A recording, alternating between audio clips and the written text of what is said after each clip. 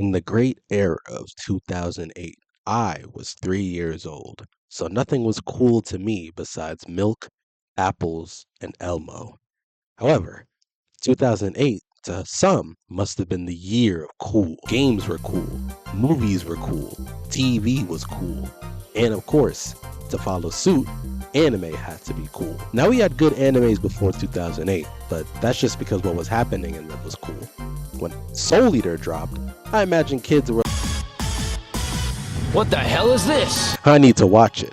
I mean, it looks so interesting, the cool world, the great animation, the character design was so ahead of its time, and honestly, it's probably the reason Pinterest exists. Now, the funniest thing about Soul Eater to me is that when I watched it, it was actually a good show. I mean, besides convincing a whole generation of people that a scythe is a practical weapon, it's not. But if you ask me right now why I don't remember the plot of the show, it's because looking back while watching it, it didn't really matter. The show was unironically so cool that it didn't need to have a good plot to be appreciated. Ohkubo had crafted the first atom that would birth the universe of hype moments in aura. So when following up such a masterpiece of creativity and style, it's rumored Ohkubo— Jesus Christ, man, back away from the damn mic. What's wrong with you? Sound like a squirrel with nuts in his mouth. Went on a spiritual journey seeking his next inspiration. No, not from divine power, probably from random mushrooms in the Japanese forest. I mean, whatever he took to create Fire Force, I want some.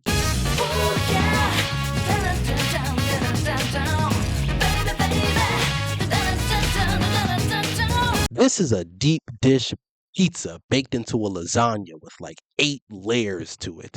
What starts out as a simple concept of playing off of a really original pun about firefighting becomes a philosophical experience delivered over clashes of faith, heroism, revenge, and sometimes sexual deviancy. Fire Force's biggest trick is trying to convince you that it's going to run out of ideas very quickly, that eventually without failure you're going to get bored of it, like most other shows, only for it to hurl more and more ideas at you until eventually you have no choice but to trust Ohkubo and his madness.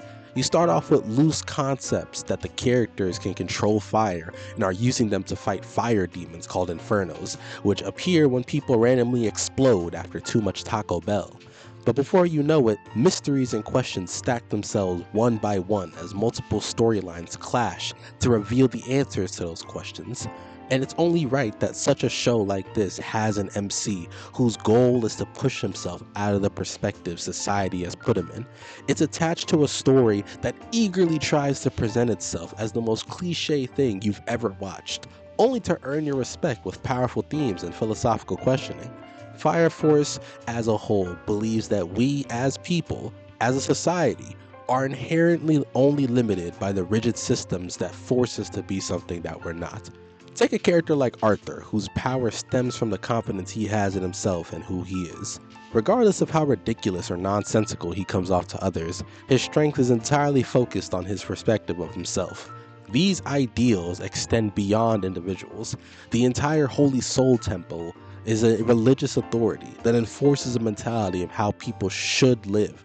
And even that is exposed to just be a cover-up to blow up the planet and turn it into a sun, which is a plan fitting only for people who are called the White Clad, clan of cahoots dressed in all white. Masterfully combining style with substance is an achievement that Ohkubo and David Productions execute across all seasons. Strong characters in Fire Force aren't just powerful, their presence bend and rattle the very fabric of the show. As hilarious as it is creative, the base nuke delivered from Benimaru's attack is one of the best representations of overwhelming power I've ever witnessed.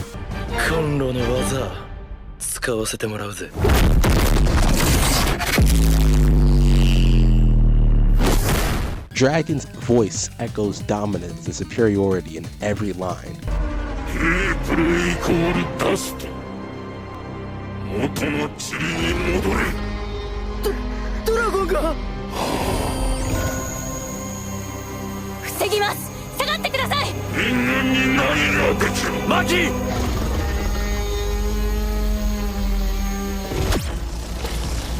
Without failure, the anime consistently executes idea after idea and allows the world to grow without ever revealing too much information to the consumer, allowing our knowledge of what this world is capable of to grow alongside a beautiful cast of characters. Every shonen has something that makes it a special experience. For Fire Force, it's Okubo's commentary on the limitations of faith, the idea that we as people require or have meaning. And it's honestly the best firefighter ad that anybody could ever witness. Fire Force, in my opinion, is not only a perfect successor to Soul Eater, but it's one of the finest stories a shonen has ever produced. It really sucks that an editor dropped a better manga in the same month it ended.